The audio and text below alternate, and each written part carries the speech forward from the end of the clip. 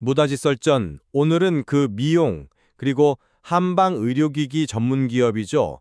동방메디컬의 성장 전망을 한번 살펴보겠습니다. 주력 제품이라고 하면 피부 볼륨을 채우는 히알루론산, 흔히 HA 필러라고 하죠. 그리고 이제 얼굴 윤곽 잡는 리프팅실, 또 한방 침, 부항컵 뭐 이런 것들이 있는데요. 핵심 질문은 이겁니다.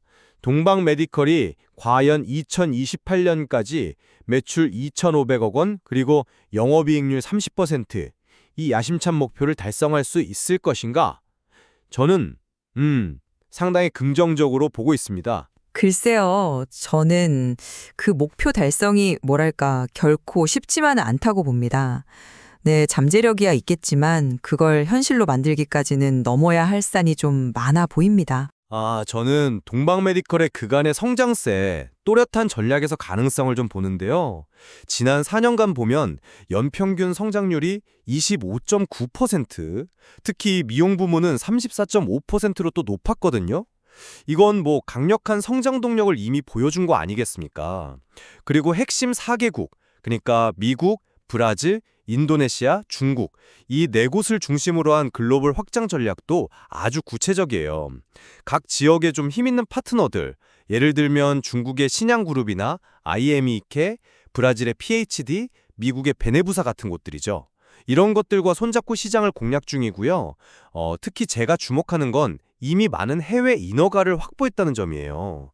HA 필러는 41개국 이상, 리프팅실은 48개국 이상에서 허가를 받았다는 건 해외 진출 기반이 탄탄하다는 뜻이죠. 아시다시피 고령화 또 안티에이징 트렌드 때문에 HA 필러 시장은 꾸준히 클 거고요. 리프팅실은 특히 중국 시장 허가가 딱 이루어지면 정말 폭발적인 성장이 기대되는 분야입니다. 제품 자체의 경쟁력도 빼놓을 수 없죠. HA 필러 같은 경우는 그 GDF 기술이라고 결의 정탄성을 조절해서 부위별로 최적화될 시술을 가능하게 하는 그런 차별점이 있고요. 리프팅실 분야에서는 뭐 거의 선도적인 기술력, 그리고 283건이나 되는 지적재산권을 가지고 있습니다. 그리고 한방 부문. 이것도 중국 같은 아시아 국가에서 일회용품 사용 권장 정책이 있고 또 중동 지역에서 부항급 수요가 늘고 있어서 꾸준히 성장할 것으로 예상됩니다. 네, 그 과거 성장률은 상당히 인상적입니다. 그건 인정하는데요. 미래 전망은 조금 더 신중하게 봐야 하지 않을까 싶습니다. 제시된 내용을 봐도 본격적인 성장은 26년부터라는 언급이 있잖아요. 그 말은 당장의 이 단기적인 성장 속도에 대해서는 약간 물음표가 있다는 거고요. 최근에 그 한방 부문 실적이 좀 안 좋았죠. 칭따오 공장을 인도네시아로 이전하는 과정에서 생산 차질이 있었던 영향인데 이런 부분도 그냥 넘길 순 없습니다. 그리고 가장 중요하게 말씀하시는 그 미래 성장 동력, 예를 들어 중국 리프팅실 허가 같은 것들은 이게 아직 실현된 게 아니잖아요. 굉장히 불확실성이 큰 변수입니다. 중국에서 인허가 받는 게 보통 3년에서 길게는 7년까지도 걸릴 수 있다는 점을 생각해야 합니다. 그 파트너십이 있다고 해서 이 본질적인 인허가 직원 리스크가 구체적으로 어떻게 상쇄된다는 건지 조금 더 설명이 필요해 보이고요. 또 국내 시장 경쟁도 점점 심해지고 있고 여러 해외 거점, 합작법인 세우고 공장 옮기고 새로 법인 만들고 이걸 지금 동시에 추진하고 있는데 여기서 오는 복잡성이나 운영상의 리스크도 절대 무시할 수 없습니다. 현재 실적을 보면 매출이 한 800억 원 수준이고 영업이익률도 20% 초반 정도인데 불과 3년 뒤인 2028년에 매출이 2,500억 원으로 3배 이상 늘리고 영업이익률을 30%까지 끌어올린다. 이건 정말 대단히 도전적인 목표라고 봐야 합니다. 특히 상대적으로 마진이 좀 낮은 한방 부문까지 다 합쳐서 회사 전체적으로 30% 이익률을 달성한다는 건 현실적으로 상당히 어려울 수 있습니다. 중국 시장의 불확실성, 네, 물론 있죠. 바로 그 점 때문에 현지의 그 1위 기업들과 파트너십을 맺은 게 중요하다고 봅니다.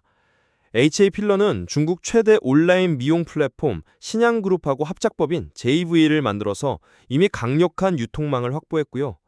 리프팅 CL 역시 중국 1위 업체인 IMAK와 JV를 설립했잖아요.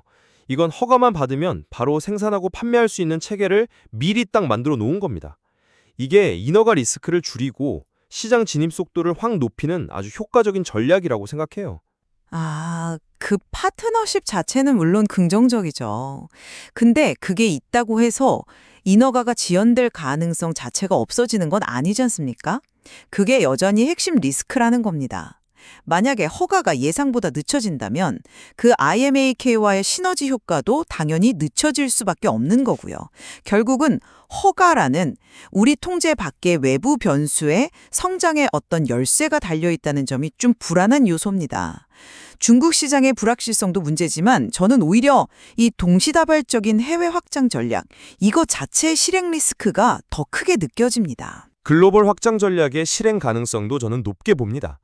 그냥 계획만 있는 게 아니고요. 구체적인 성과들이 나오고 있잖아요. 미국에서는 베네부사를 통해서 영업을 강화하고 있고, 브라질에서는 PhD와 JV 설립을 추진 중이고, 인도네시아 공장도 이제 곧 가동을 앞두고 있고요. 이게 다 실행 단계에 있다는 증거 아니겠어요? 그리고 이미 여러 국가에서 성공적으로 인허가를 받아낸 경험이 있다는 거, 이게 동방메디컬의 실행 역량을 보여주는 거라고 생각합니다. 과거에 공장 이전하면서 차질이 있었던 건 값진 경험이 됐을 거라고 봅니다. 네, 경험이야 됐겠죠. 하지만 여러 나라에서 동시에 사업을 막 확장하는 건요, 이건 완전히 다른 차원의 복잡성을 가집니다. 나라마다 규제 환경 다르죠. 시장 특성 다르죠. 파트너 관계 관리해야 하죠.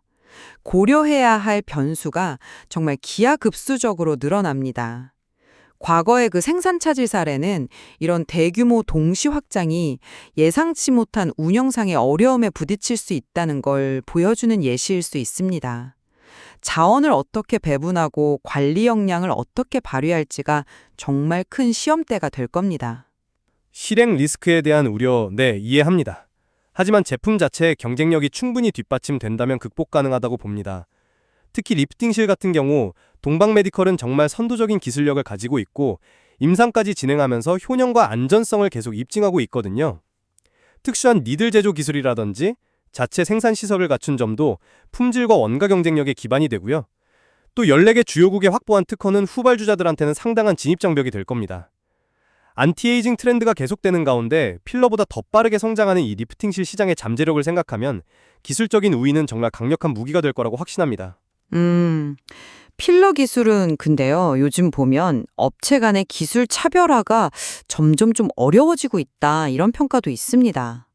그 GDF 기술이라는 게 과연 시장 판도를 바꿀 만한 게임 체인저가 될 수 있을지는 조금 더 냉정하게 지켜봐야 할 것 같고요. 리프팅실 시장 성장세 물론 뚜렷합니다. 하지만 아직 절대적인 시장 규모로 보면 필러나 보톡스에 비해서는 작다는 점도 생각해야 합니다. 그리고 한방 부문 성장도 이게 중국 정부 정책이 어떻게 바뀌느냐 혹은 특정 지역 수요에 좀 의존하는 측면이 있어서요.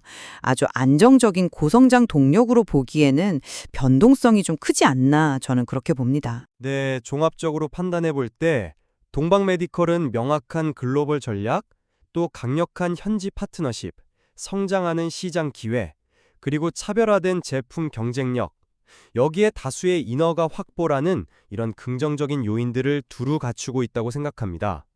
저는 이러한 요소들이 잘 시너지를 낸다면 2028년 목표 달성 충분히 가능하다고 전망합니다. 네, 성장 잠재력이나 기회 요인이 있다는 점에는 저도 동의합니다. 하지만 그 목표 달성 과정에는 말씀드렸듯이 중국 인허가라는 핵심 변수의 불확실성, 또 여러 나라에서 동시에 사업을 벌이는 데 따르는 실행 리스크, 그리고 목표 자체가 갖는 아주 높은 도전 수준 같은 현실적인 난관들이 분명히 존재합니다. 이 모든 과제들을 성공적으로 잘 해결해야 하만 목표 달성이 가능할 것이다. 저는 이렇게 생각합니다. 네, 동방메디컬의 미래에 대한 전망, 이렇게 다른 시각이 존재한다는 점을 확인하는 시간이었습니다. 그렇죠.